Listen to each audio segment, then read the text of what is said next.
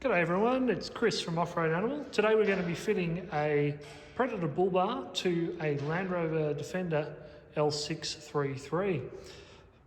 First step, you need to park the car up in the location you're going to be working, and if it's equipped with air suspension, it's a good idea to put it into off-road height for extra clearance, and then you just need to pop the bonnet. Once the bonnet's open, the first step is to remove these 4 clips and these 4 Torx screws. The Torx is a T30 and the clips are a split head, so use the trim tool to pop up the centre and then just remove it. Once you remove the fasteners, the top radiator shroud should just lift away. Retain it for refitment later. Once the radiator shroud is removed, you'll need to disconnect the electrical connector, which is located adjacent to the headlight near the top. Retract the little grey tab, push down and pull it apart. Okay, the next step is we need to remove the front radiator grille. To do this, there are clips that secure it down the edges here, along the bottom and on the same up the other side.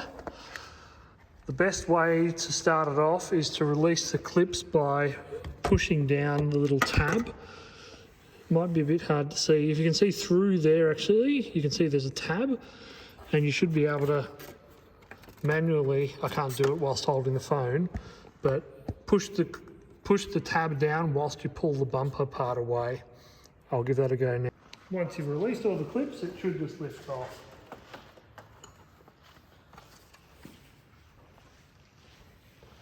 We need to remove this plastic inner arch liner panel. It is secured at the top by 2 of these centre pull clips and 3 Phillips head screws, one here, and you can see down here there's 2 more near the edge of the tyre there.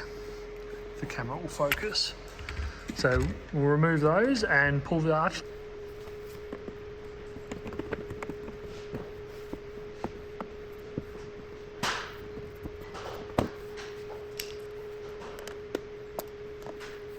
There's also an additional clip behind the tyre, which you can see there.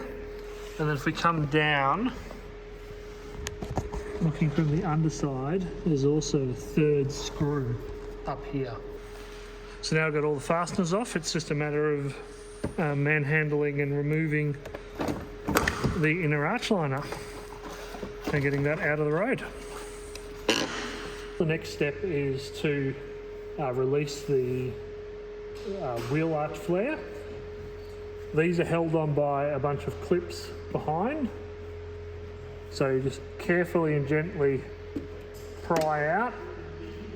The clips are prone to breaking. This one we've actually removed prior and it has broken before, which is why it came off a bit more easily. But you can see here, you only need to remove it up to about the point that we've shown, so probably the first 2 or 3 clips to get the required access. So there's one there and there's one there, and that's pretty much all you need to actually remove. It also tucks in, there's a little tab at the bottom that tucks into the bumper. So release the flare and do that on both sides. So next we need to disconnect the electrical loom. It is clipped to the bumper at that point. It's worth removing that with a trim tool. And then you have 2 plugs down here, if we can get the camera to focus on it. 2 plugs in the bottom, one of which for the camera and the other for the parking sensors. Disconnect those electrical connectors and let it hang free. A closer look at those electrical plugs. They've both got a section that you depress and pull back. Just there. In order to release them. It's a bit hard to see when they're in situ on the car. All right, so looking from the underside now, we're going to go in under the front of the car. there are 4 large flathead screws that secure this front lower cover, this part here. So we'll undo those screws and then we will remove the undercover from the bumper. So with the screws removed, it's secured with clips. We just bring it off and the clips come forward. They're a bit stiff and difficult to remove. Down the side.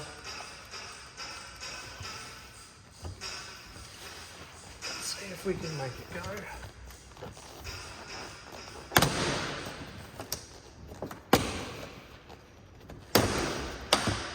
There we go, and set that aside. So now the lower panel is off. It will reveal the torque screws that are securing the bottom of the bumper. So we have one there, another one there, and mirror on the other side. One there, they're the ones with the large washers. And one back there. So remove those, and then the bottom of the bumper should be, these screws are Torx 30, so T30 Torx.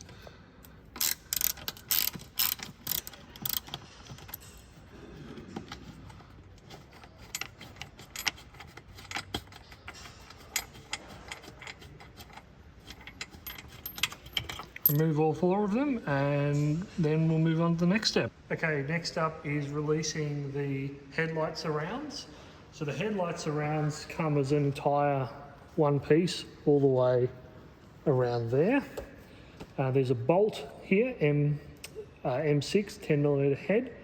There are clips along the sides as well as along the top, and there's a bit of tape which we'll show you once I get it off. So yeah, remove them carefully, and we need to do that on both sides too.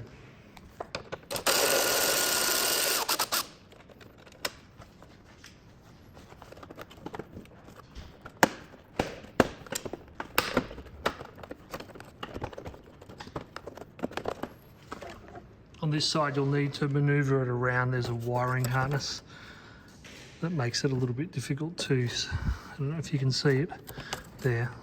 That there. So we just need to manhandle it around that to get it off completely. So as I was saying, on the back you can see there's clips down the side here, clips on the side here. This tucks along the bottom edge of the bumper, and there is a small bit of tape there that will also need to be released. So now that the headlight surrounds are off, that reveals the last of the bolts that we need to get the bumper cover off. So there's 5 bolts securing the bumper to the vehicle. So we just undo those bolts and then we're ready to pull the bumper off.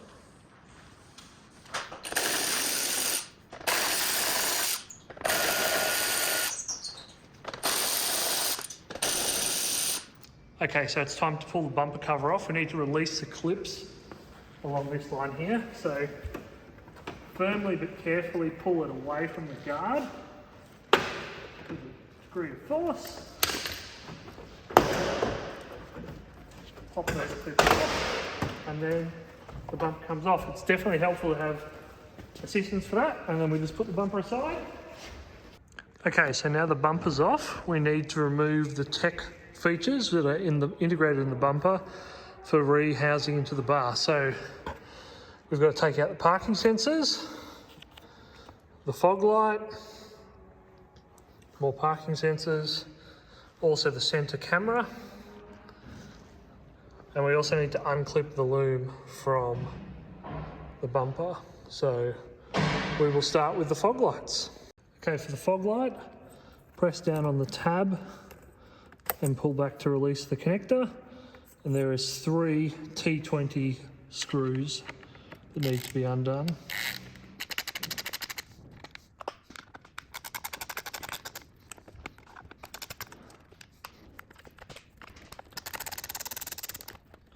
And once the screws are out, it should just lift out like that.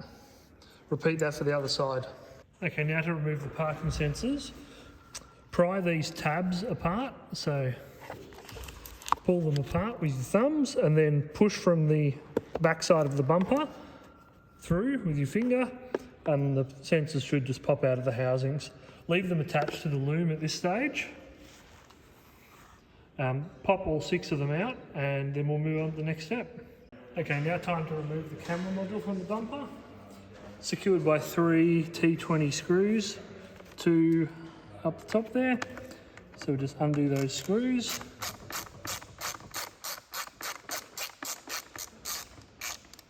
So it's important to keep note of the camera's orientation coming out. So I like to draw a little up arrow on it, just to make sure that it goes back in the same way.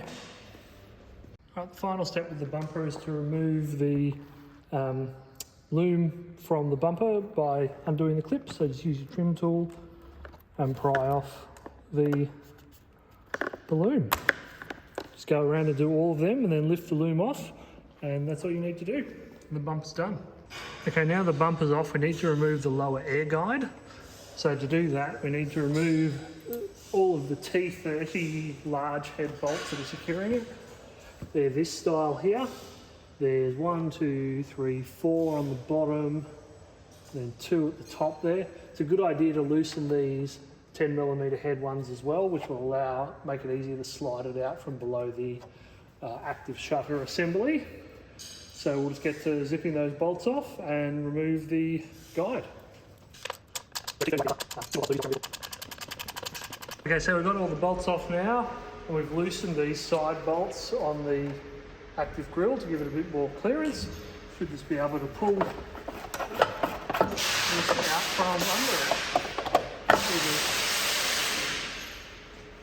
Once that's done, we'll retighten the bolts that secure the active grille assembly.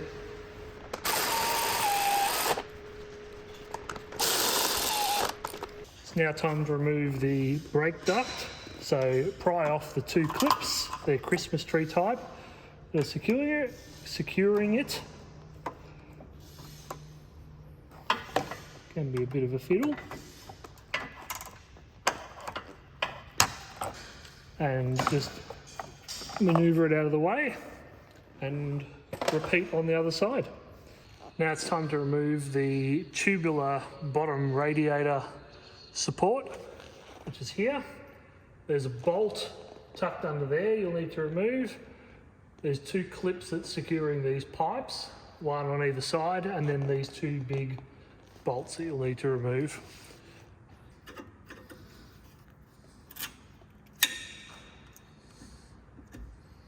The bolt on the underside is 13mm.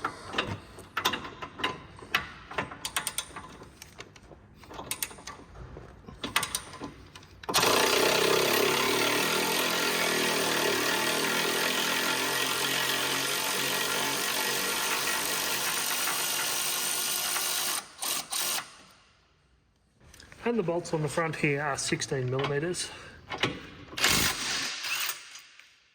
You need to retain these bolts for reuse fitting the bar as well.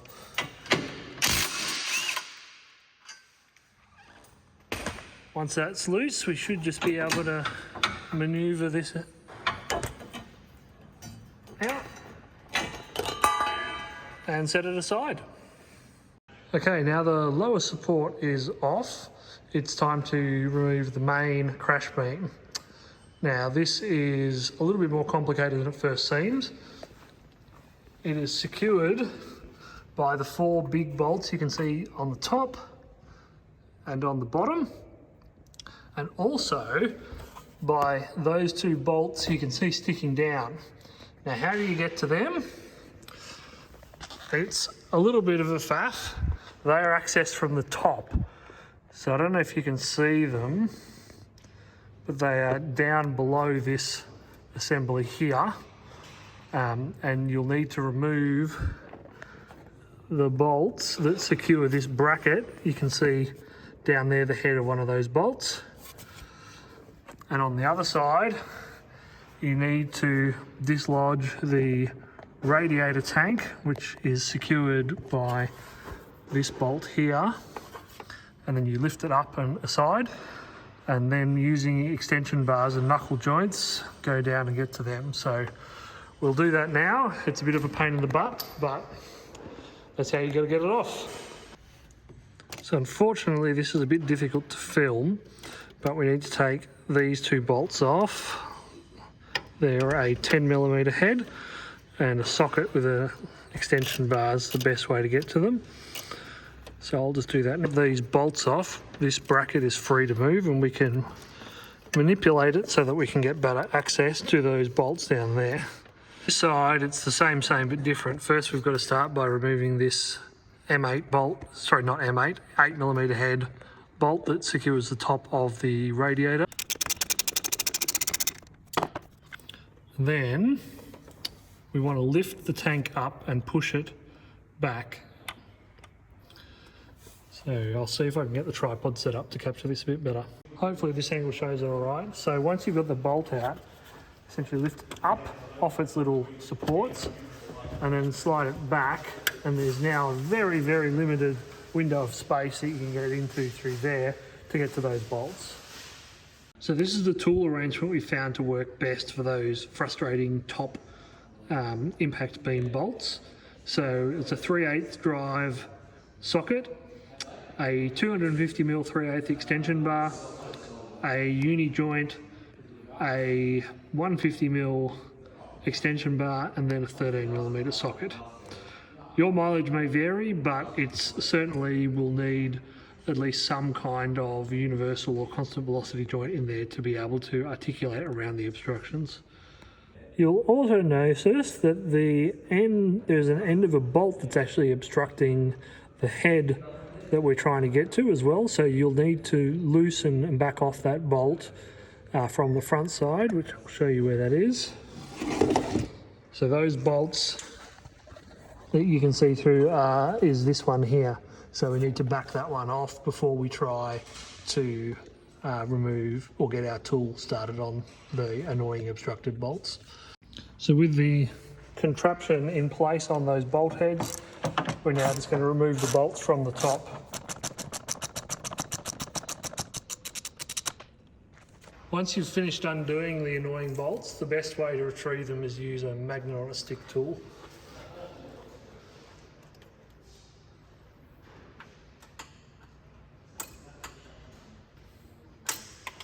Which is a good way to tell if they're completely undone or not, and that one isn't quite. So I'll keep. So just doing those bolts on the other side, you'll notice there's an access hole here, which you can help get your socket down. The socket goes down behind the coolant tank, and if you have a look here, below the coolant tank, if you see just through there, that's the socket extension bar going into the nut recessed for the bolt. So that's probably the best, if it is such a thing, way to get to that bolt. It's a pain in the butt. Now we've got those top bolts removed, it's time to remove the 4 bolts on the front face of the impact beam. It uses a 13mm socket, and it's best to get to it with an extension bar.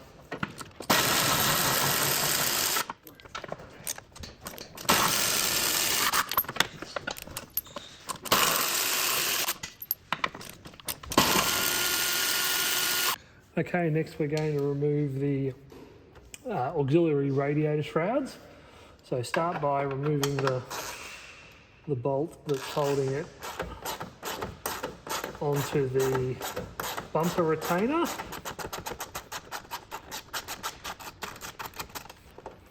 Then there's 3 bolts underneath that hold the bumper retainer on. So we're going to remove those. I'll just show you them. Those 3 bolts are 1, 2, and 3.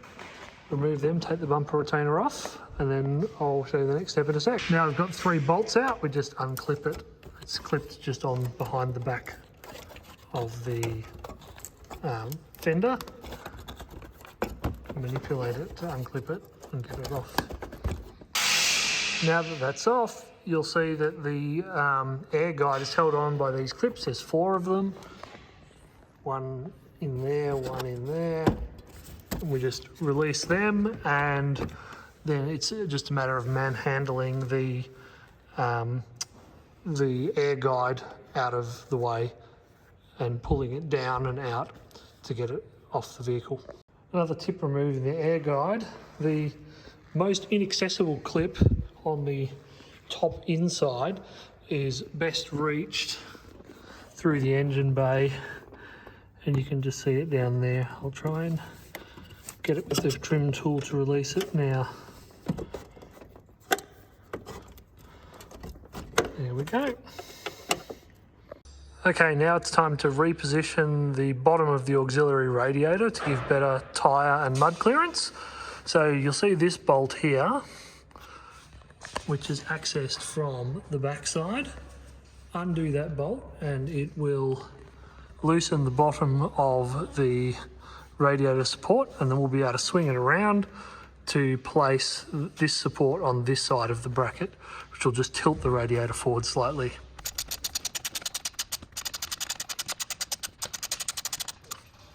So we get that out and it should be free. So now it's time to actually swap it over. This takes advantage of the inherent flexibility of the plastic. You need to use a bit of force, flip it around and reposition it in front like that. Re-secure with the same screw that you pulled out from the other side, this time from the front. Now going to mark out and trim the radiator, main centre radiator air guide. The areas are shown there. It's also in more details in the written fitting instructions.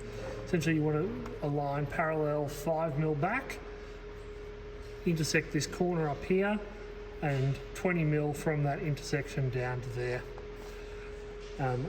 You can cut it using an oscillating multi-tool, or I'm just going to use a sharp utility knife. Best to use a fresh blade for this, because if it's sharp it will generally cut pretty well.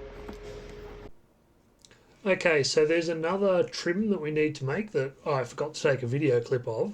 I've got an excerpt here from the written fitting instructions that shows the area that needs to be marked and trimmed. So it's on the plastic radiator support. We need to mark it level with the triangulated section on the back and parallel to the front edge. And again, as before, make the cut either with a sharp knife or a power tool of some description. Okay, so it's time to trim the wheel arch flares. So to start out with, we need to mark out the location of the cut that needs to be. We're just going to pause here because the way that we originally recorded it is not actually the best way to do it. We need to ensure that the marked line is parallel to the bottom of the fender, not to the bottom of the flare, because the bottom of the flare is actually slightly curved.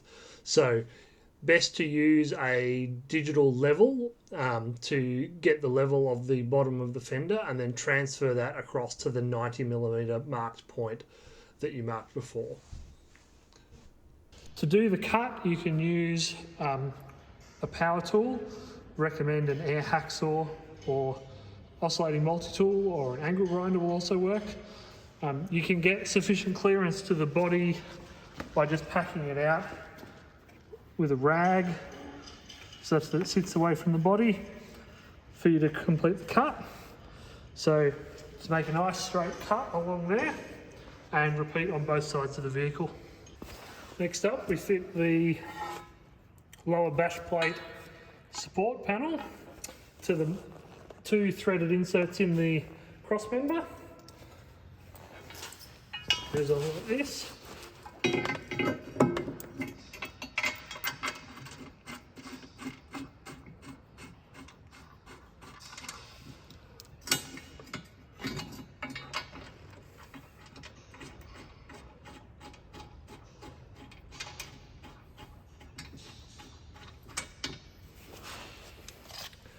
And tighten them up with the 15mm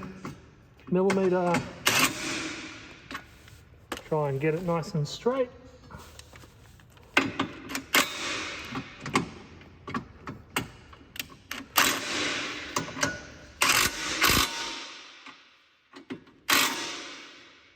There we go. Okay, we have one last plastic trim to mark out. So you'll see the bolt hole here for the winch tie. We want to go, so the winch tie is going to sit like that. So we want to mark out an area surrounding there and sort of back a bit to create clearance for the winch tie. Okay, now we're ready to install our impact assemblies. So we need to get the correct bolts together, which will make life a lot easier for you. You need the 4 M12 bolts that came off the front impact beam. You need an M12 by 30 and an M12 by 40 with the small high tensile washers, 2 of the nut plates and the impact assembly itself. Start off the fitment, get in position, offer up. We're going to offer it up to the vehicle. I find it easiest to use a extension bar and a socket to help position the bolts. Put it in, slide it over the nuts, the bolts that are still in the unibody there, and you can just get one started, hold it in position, and we'll do the next 4. You don't need to do them tight at all, just get them on and get all the bolts started before we go tightening anything up.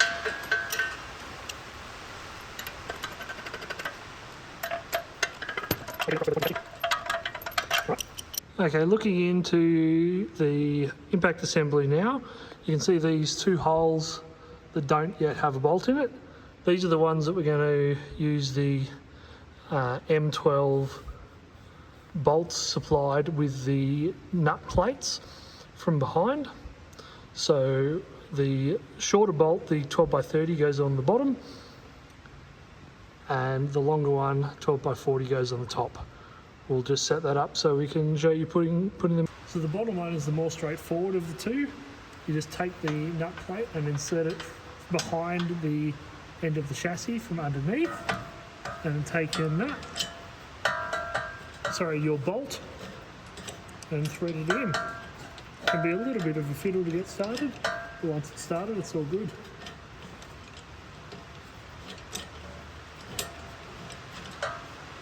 The top one's a little bit harder. You'll probably require assistance from another person. So the nut plate's got to go at the top of the chassis rail. So there's 2 ways to reach it. One of which is through the engine bay. You can see down there the chassis rail, and you can reach down there to get it. Or the other way is through the wheel arch. You can see in here, that's the top of the chassis rail behind this lip. So you can place that in like that, and you can feel the hole that it's meant to be lining up against from here. So you hold the nut plate in position whilst you get an assistant to start the bolt, and then the nut plate will retain itself once the bolt is started. Last fasteners on the impact assembly we need to get are the flange nuts on these difficult to access bolts. Use the M8 flange nuts supplied in the kit. On the passenger side, with the left hand side of the vehicle, the tool access is actually easier now because we've removed the air guide, so you should be able to get at the tops of these bolts through there with a 1/4 inch drive socket or similar. So that's probably the best bet, rather than going in through the top like we did when we removed it. So Put the nuts on there, snug them up, and then we'll get to the next step, which is aligning everything. All right, time to check the width of the uprights on the bar so that we can adjust the uprights on the impact assembly to be the correct dimension. So we'll just measure from the bottom of the cradle, make sure you're nice and square. So we're looking at 793 mil. So the impact assemblies should be loose enough that they can slide side to side slightly.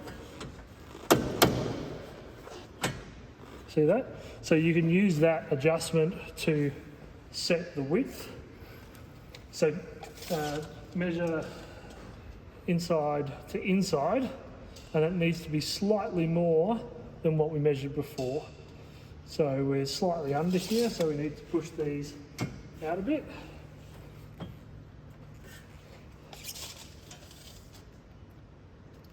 So that's looking better now. Check that they're the same. That was a little wider at the bottom, so we need to go up top a little bit more.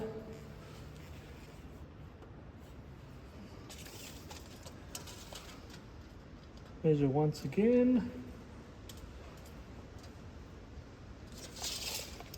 And that's good. So now we just want to snug the bolts up. So as we're tightening starting with the factory bolts, so as we snug them up, we just want to push the mount upwards a little bit. Let's see if we can get camera positioned to see it. So push it up so that it's level with the top, and just snug them down just a little bit. Helps if you're going the right way.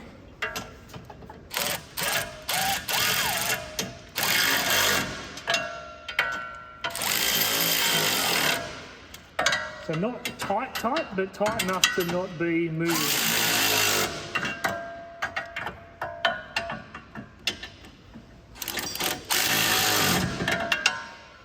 So that's now in position. We do that on both sides and then check the measurement again because it can move a little bit. So I'll do that for the other side now and then we'll move on to the next step. All right, now that we've got it snugged up, we're happy with our position and our spacing, it's time to tighten up the bolts for the mounts. First bolts to tighten are the M8s up here. They just get tightened as tight as you can get them by hand. It's difficult to get tools in on them, so just make sure they're as tight as you can get them. Next is the M12 factory bolts on the corners.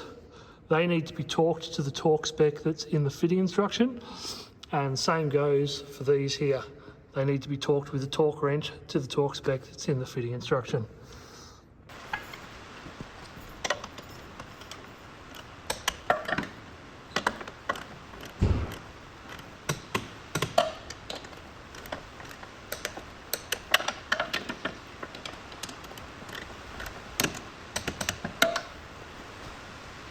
Okay, now it's time to fit the bash plate supports. They go on these bolts here. Let's put this down here so you can see. So the bash plate support is this bracket here. You'll need to put the M8 cage nut in the bottom of it before you fit it up. M10 by 25s, large flat washer. I find it easiest if you place the bolts first and then offer the component up and get the nuts on. So it's got to go around those coolant lines into position up there. Just hold it in place while we do up the nuts.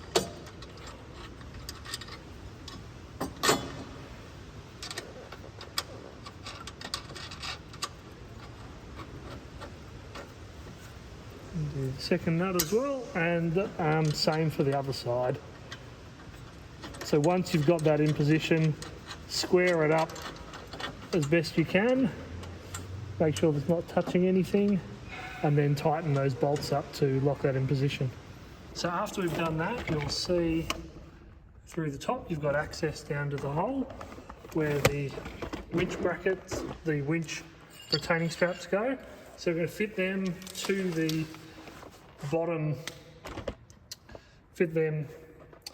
the bottom, bash plate support using supplied M10 by 25 bolts, nuts and flat washers. So from below, winch plate goes in there, that goes up, and nut goes on. It's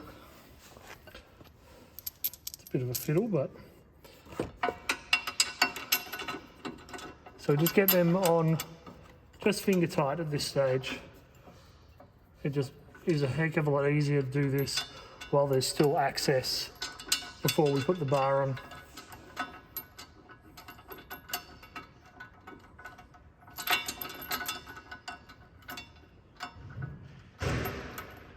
There's one, and we'll just do the other side now. We're good. So that's how it should look when it's done. Tucked up the air guide and then the bolts from underneath. So we've got to refit the headlight surround trim and the radiator grille. So they just go back on the opposite of the removal. So clip them back into the same clips that they did, do up the bolts that you undid when we took them off, and that's all that needs to happen.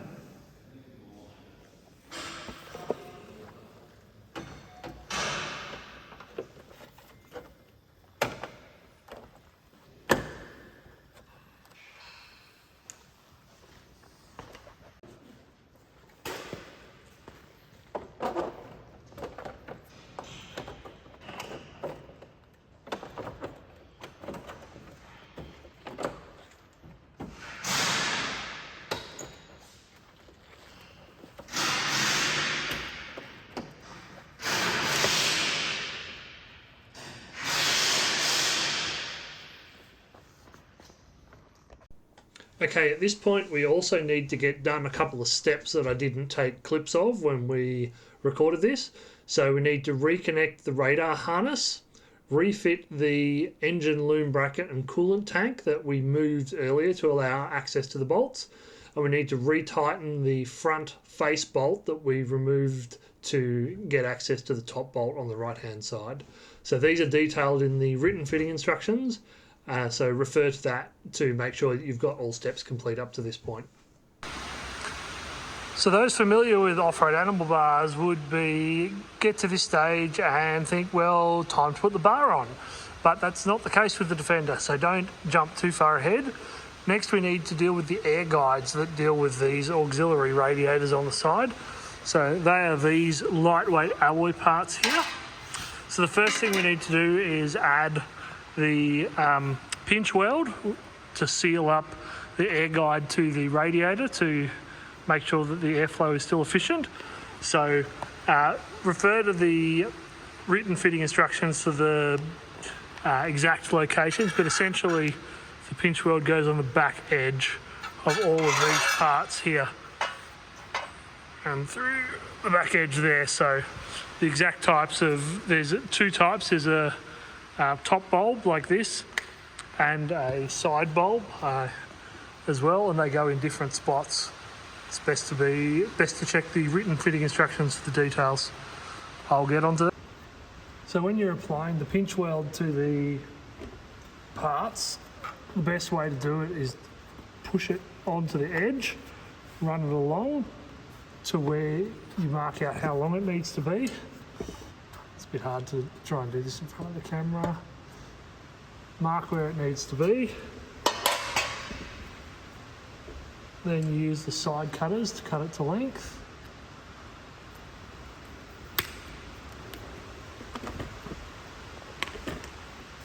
Then you grab the part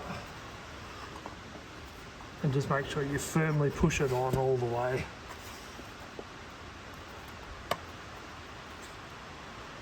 A bit of a struggle, so push it on until it's properly seated. You'll be able to see on the end those little rubber bits grip onto it and hold it in place. So do that for the rest of the air guides and refer to the written instructions for the exact details. Next thing to do in prepping the air guides is we need to insert the cage nuts. So since the air guides will be sitting like this in the vehicle, the nuts need to be sitting on the back side. So you just slip the cage nuts also, you see the size of the cage? There's two different sizes. One suits thicker material, one suits the thinner material.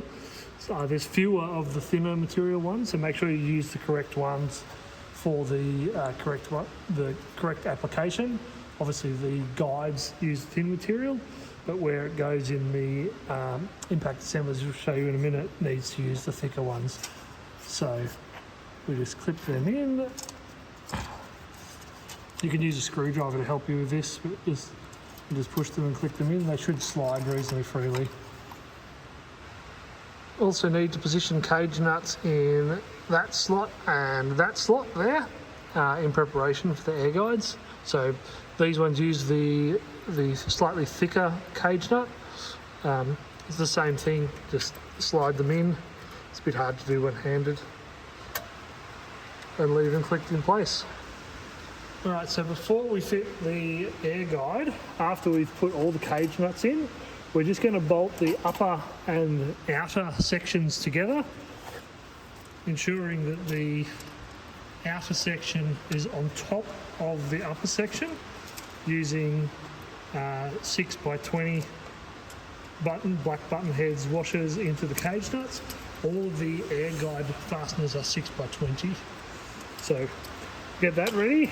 We also will need the two screws that we took out that were holding the bumper retainer on, and a M6x20 button head and nut.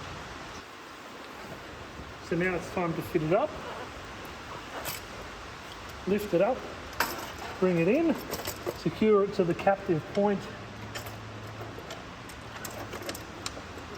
in the bottom of the fender with that nut, the bolt. Get that started, and then secure to the impact assembly. There's a slot there.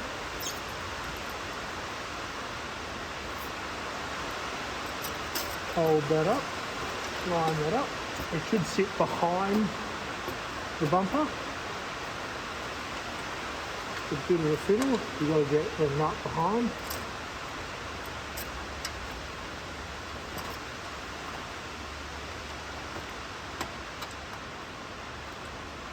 Alright, so that's it basically in position. Now we've just got to tweak the position and get it sitting in behind properly. Get that all lined up and tightened up. So there's a fair bit of adjustability in the positioning of these brackets. This is pretty much how you want it to look. So nice and level up top there. As you can see, the pinch weld touching to make a seal around the sides there. Once you're happy with the position, tighten up the M6 bolts to lock it in place. Okay, so now we're going to fit the lower air guide, which is this piece. So first we want to undo the frontmost bolt that's securing it on the side there. Offer the air guide up to the intercooler or auxiliary radiator. Put that M10 bolt, sorry, not M10, that 10mm head factory bolt, which is, I think it's an M6, back in to secure the bottom. And then using the M6x20, which are supplied, secure them to the cage nuts, which are in the impact assemblies and the other air guides. So you might be fighting against the rubber to do this, which is good. It means the rubber's sealing nicely against the bottom of the cooler there. So you've got this one, this one, this one, and there's also one up in the corner here. So do all of those bolts up, and then we'll get in position to tighten it. Okay, we've got all the bolts in. now, but it's still loose on the slots. What we want to do is push it towards the intercooler to load up that rubber seal as much as we can, and then just nip these up to get it in position.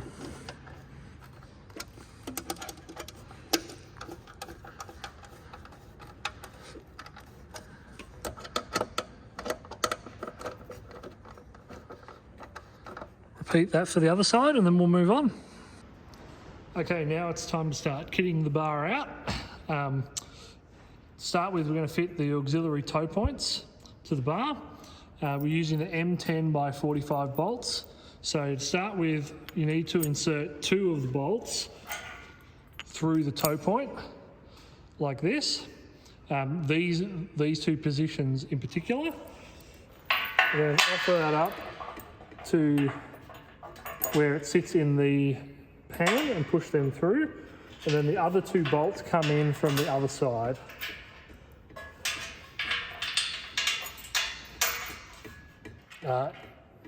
Secure with the flange nuts, then tighten. You will need to use ring spanners and open-end spanners to tighten a couple of them because they are a bit tight. So I'll just do that. And I'll just do the rest of them and we'll move on to the next step.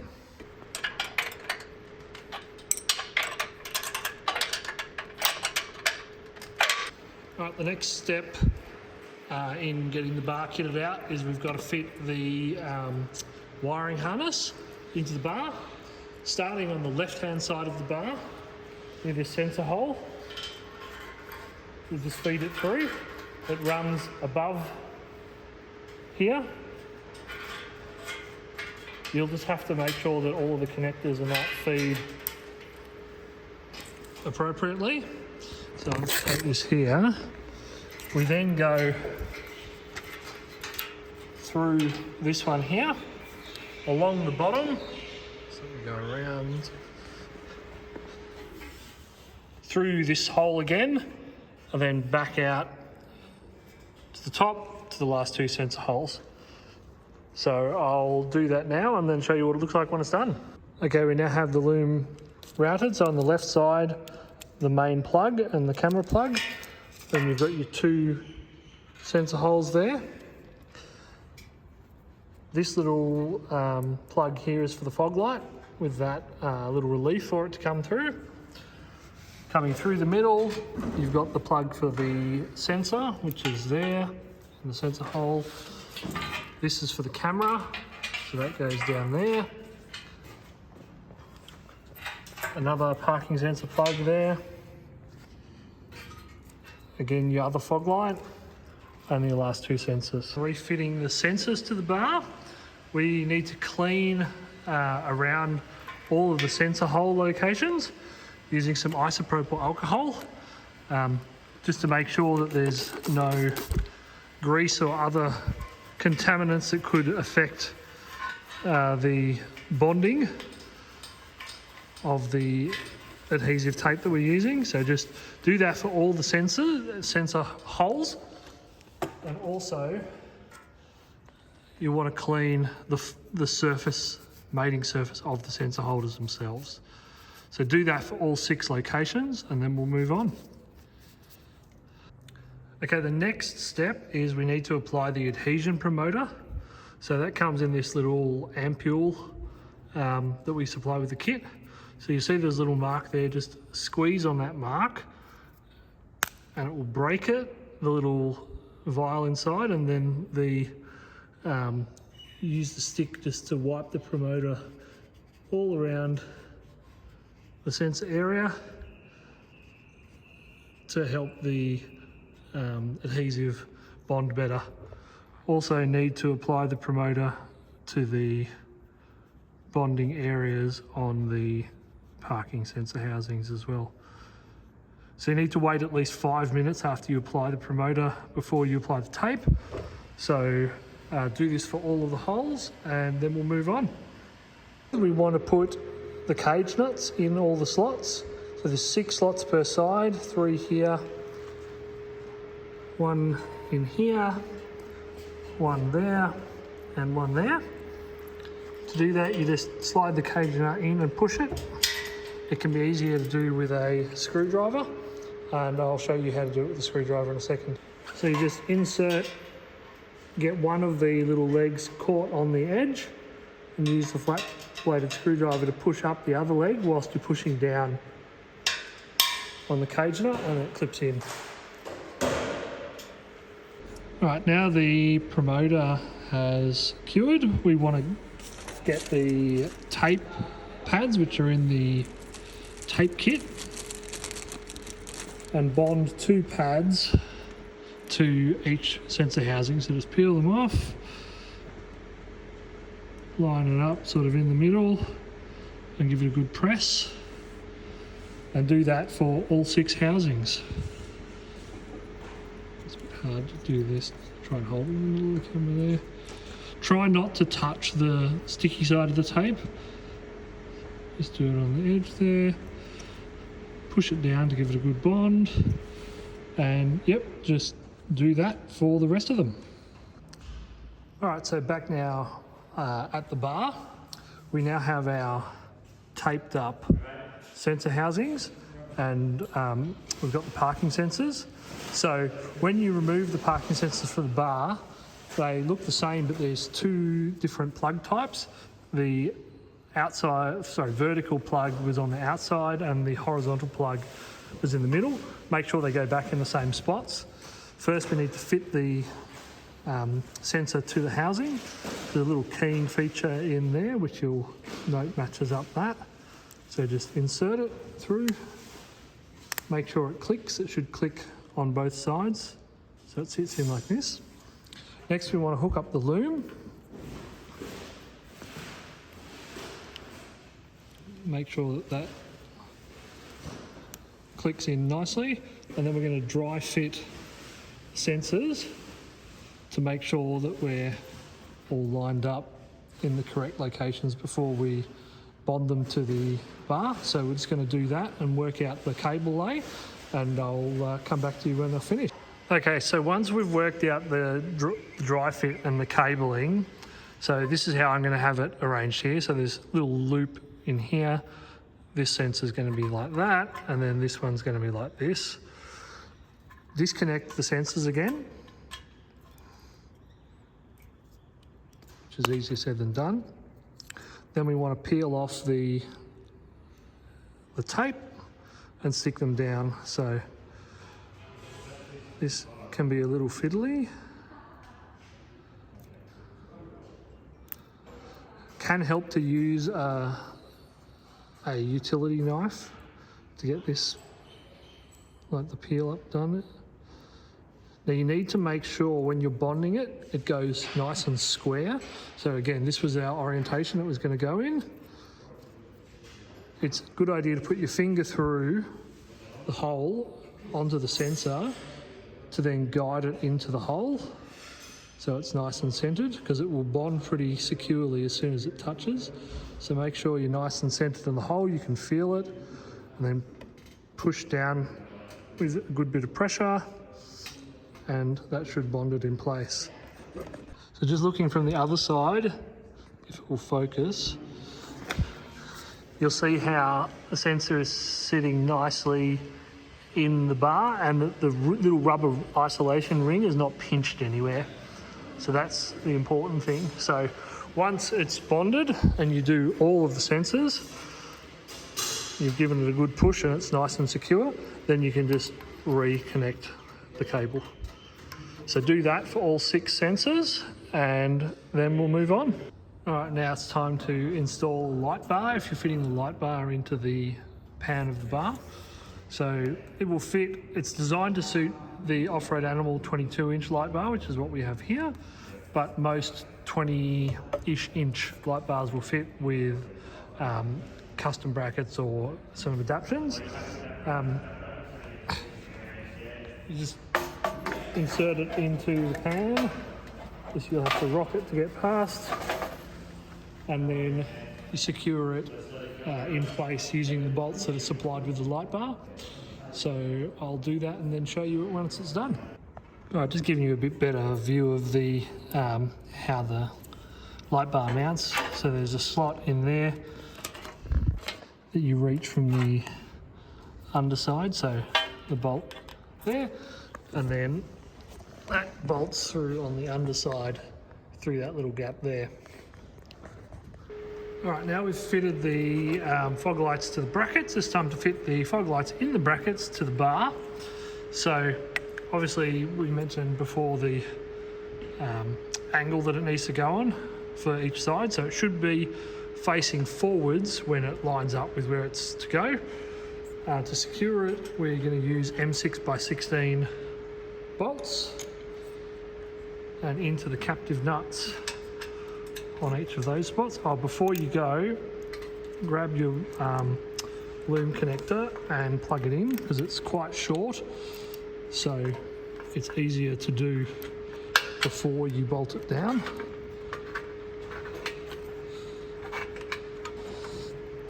So the cable should come through that little hollow there. 6x16s, and then 6x16 with a M6 in the bottom there. Sorry, M6 flange nut in the bottom there. Do those up and repeat for both sides, and then we'll move on. Okay, now it's time to refit the camera module.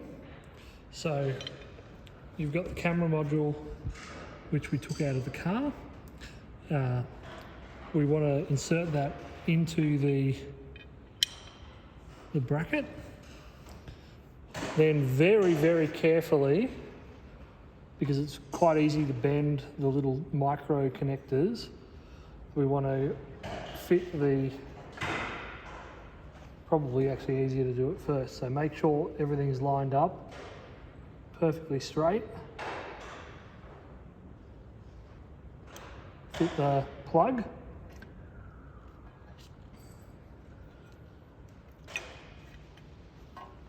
And then secure it to the bar using the M5 screws that are provided in the kit.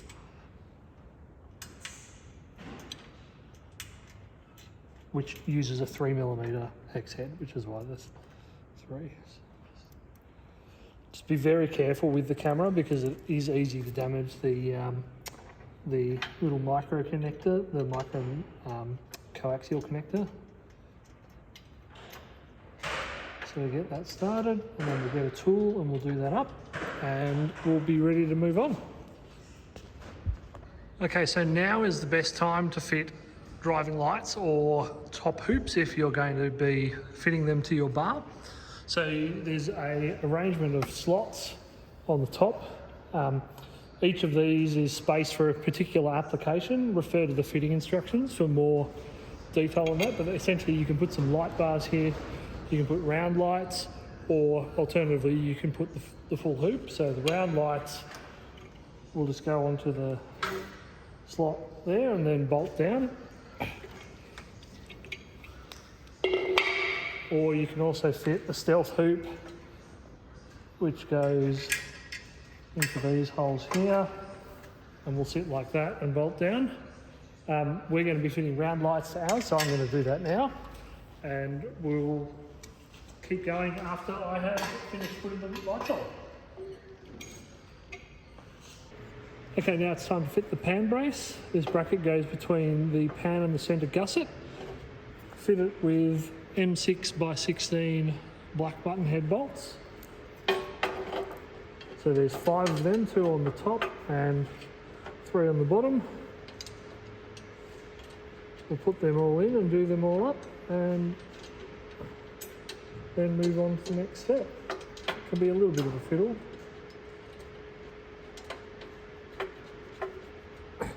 There may end up being a small gap as well. That will pull up when you tighten it. So let's get on that and we'll move on to the next. Now that all the accessories in the bar, it's a good time to just tie up the wiring and keep it nice and neat. So just grab some cable ties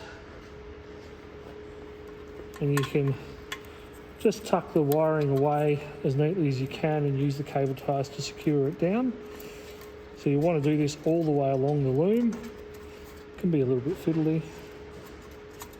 bit easier.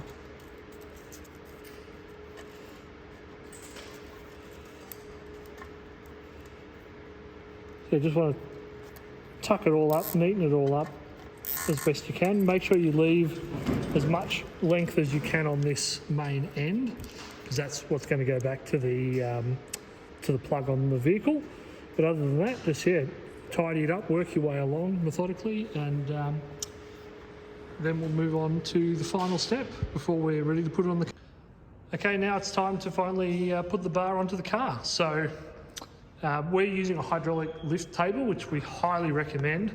Makes the job a lot easier, but you can do it with the assistance of somebody else just to lift it on. So we're going to offer the bar up to the car, taking care to make sure that it fits around nicely, and we'll then do up the bolts that secure it to the mounts. So just here, move this in, just adjust it to make sure it's centered on the mounts.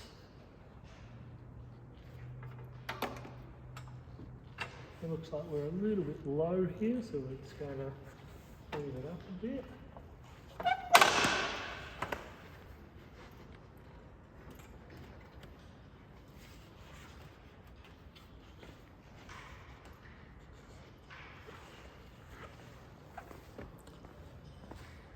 There we go, we're on the car. Okay, the bar is now on the car and it's time to align it. So it's loose and we can still move it around a bit. So we want to adjust it such that we have approximately a 10mm gap all the way around. So here it's sitting a little bit too close, so we might want to just move that out a touch. Now a little bit too far away, come in a touch. So we just go around and tweak that all the way around. So on this side, so this side's pretty good. I don't know if you can see that there.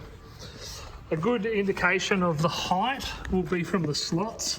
So you see here we're sitting roughly in the middle of the slots, which is good.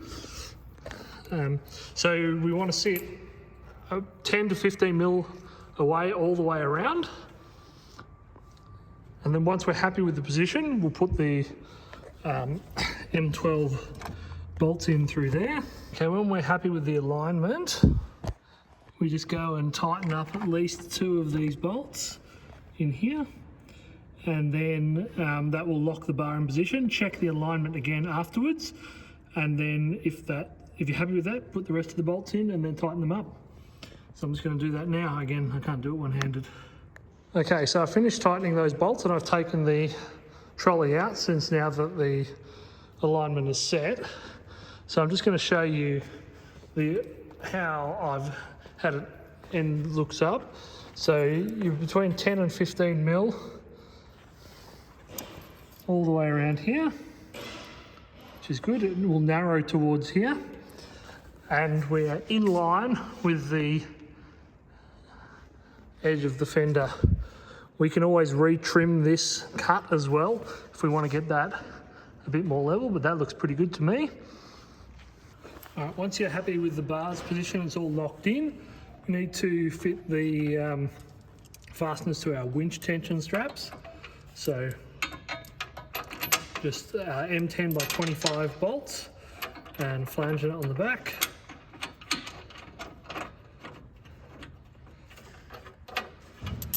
And a large M10 washer for that, to spread that load out over the slot.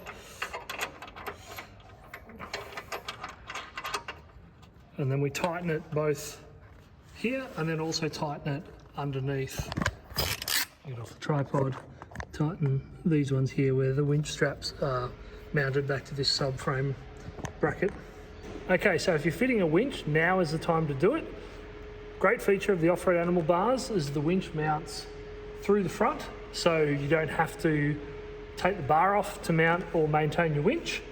So we just lift it up. It's a bit heavy. Make sure all the nuts stay in there.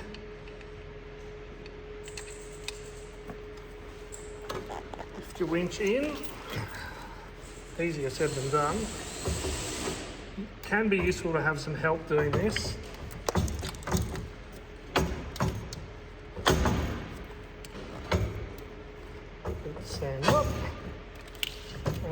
slide it in position.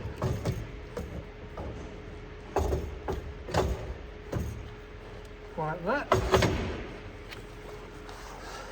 And mount it down using the fasteners that were supplied with the winch.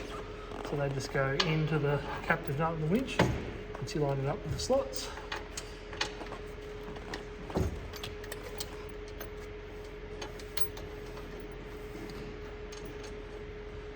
There we go, I'll do that the rest of the holes and then we'll move on to the next. Just a quick note with regards to wiring up your winch, as you will notice that there is a distinct lack of battery under the bonnet. The battery is actually under the seats, but Land Rover has provided some high current accessory points. I would recommend you take a look at the Land Rover fitting instructions for their genuine winch, which is available online. Essentially there's a fuse box here which you can use, and then you use the main earthing stud which is used for the jump start as well. Definitely take a look at those instructions. Definitely recommend using a fuse as well, as per what Land Rover recommends, because this car is very complicated electrically and we don't want the winch to mess anything up.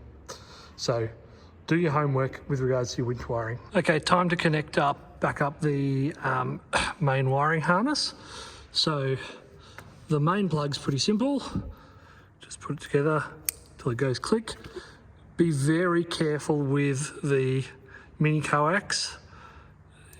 I don't know if you can see, but it needs to be perfectly aligned. So you need to make sure that you work out where the keying feature goes beforehand and have everything perfectly straight before you plug it. So perfectly straight, plug it in till it goes click, and that's done. I suggest now it's a good idea to go and start the car, check the camera, and check that the sensors and fog lights are working, because once we put these under panels on, to get back to this plug again, you'll have to take it off. So once you're done with that and you're happy with it, we'll just tuck that up behind here and cable tie it out of the way, such that when we put the under panel on, it will be nice and hidden. Okay, so I'm just preparing the centre mesh panel for fitment. You'll want to bolt up your number plate flip.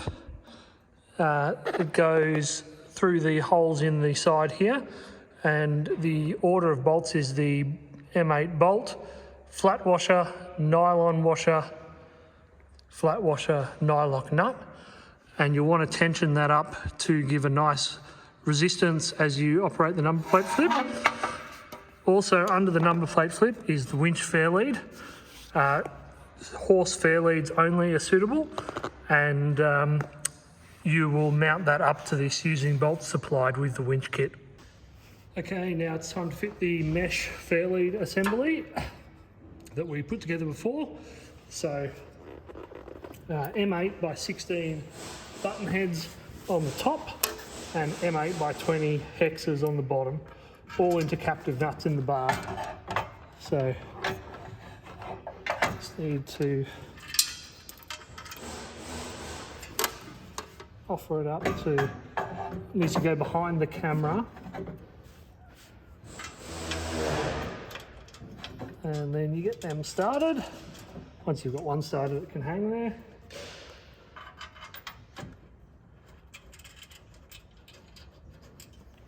And then 8 by 20 hexes on the bottom into the bottom of the winch cradle.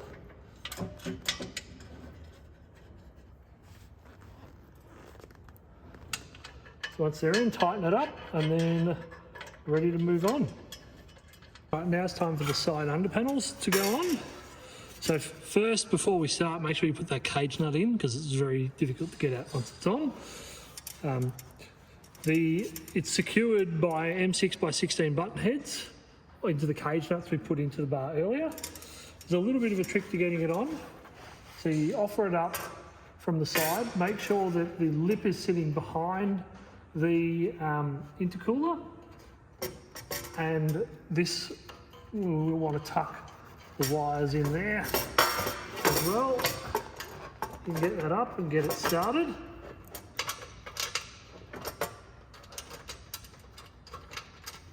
best to get it started on one end first, and it can hang there. Use a small screwdriver can help move the cage nuts into the right position to get it lined up. But you might need to just jiggle things around a bit, make sure that those wires are not getting pinched up. And we'll go from there. So I'm going to fiddle with this and get it on, so that looks pretty good there. Move that over a touch.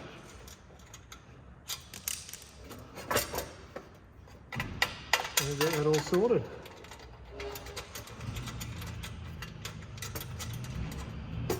I'll come back and show you once I've got it in position. Down under the under panel here, there's one last bolt that goes through and into the support bracket there. So once you've got the M6s up top done, make sure you do that one up as well. And then we're ready to tighten it up. The trick tightening these up, we want to push it, come as far forward and as far up as we can go. So apply some pressure and start from the vertical bolts. And then just work your way along. So wood pressure, tighten it up, do that all the way around. And do it for both sides. And then once you're finished with all of the M6s, go and tighten that M8 that we put down the bottom there. Just a quick note on how this should look when it's all tightened up, the under panel. So we should be cradling this plastic intercooler support here. So this, the under panel should be cradling this plastic and making the intercooler nice and secure so it doesn't go anywhere. Okay, so we're going to go over the details of making the cut on the inner wheel arch liner. So first you'll need to install the bolts into the back edge of the under panel and put a little bit of tape over the heads of each of the bolts. Then refit the arch liner to the vehicle with the standard clip locations. Next we're going to use a paint pen to make a wet witness mark on the head of each of the bolts. Then undo this side clip and then flex the arch liner forward to make the witness marks for where we need to drill the holes to retain the arch liner. So we'll just make our little marks now and then we'll get ready to do it. I'll put it on the tripod as I flex it forward.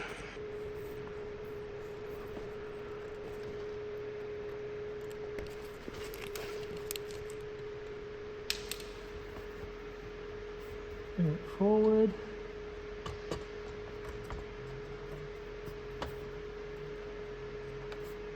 Read those witness marks.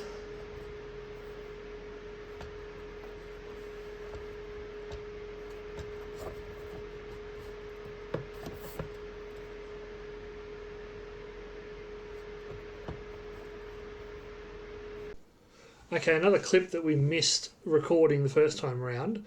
Once we have pushed up into position and made the witness marks, we also need to mark the edge of where the under panels meet up with the wheel arch liner. Once this is done, we then need to remove the wheel arch liner and drill the holes in the location of the witness marks and cut the wheel arch liner along the profile that we marked. We then need to refit to the vehicle and secure to the under panels using the M6x16 bolts and washers, and back to the vehicle using the same clips. Okay, so we have one more thing to do before we put the bash plate on. We need to fit the compliance plate. So just peel off the adhesive backing and stick that on. I'm going to do that because it's a bit hard to do with one hand again, and I'll show you where it goes, just on the bottom of the winch cradle here. So just stick it on the bottom of the winch cradle using the adhesive backing on the plate. Apply an even pressure around it to get it to stick nicely. The reason why we put it here is it means you can see it through the bash plate once it's on. So if you're asked about the compliance of the bar, you can show them the compliance plate. Righto, on to the next step. Okay, it's time for lucky last panel to go on. So that's going to be the main aluminium centre bash panel, this one. And we secure that mostly using M8 by 30 black button heads. And there's two M10 by, I think they're 50s, but check your fitting instruction to be sure, at the bottom of these points there. So I'll show you that in a second, but first we'll just get this started. So offer this up to the car. Easiest to start off on the two outside captive nuts. Thankfully this bash plate is aluminium, so it's nice and light. Can be a bit of a fiddle.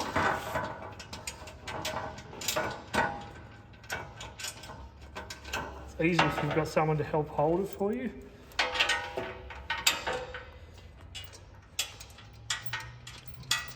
Right, so we've started that, and I'll change the camera position and show you the bottom ones.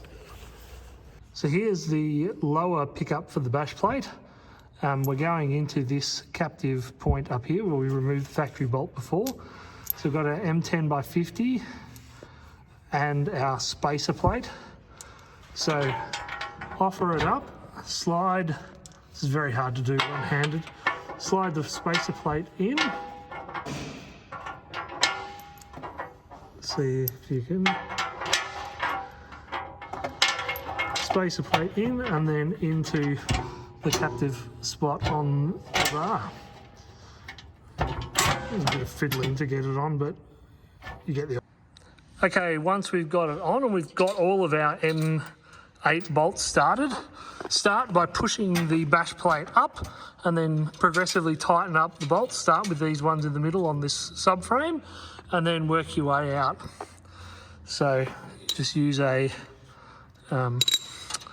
again, it's hard to do single-handed. Just get these all tightened up.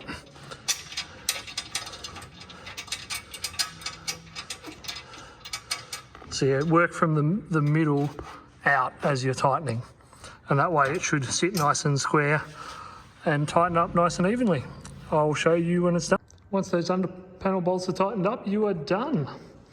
So if you have any more questions or have any further information or need further information, head to our website, www.offroadanimal.com.au. There's contact details on there. Have a good one.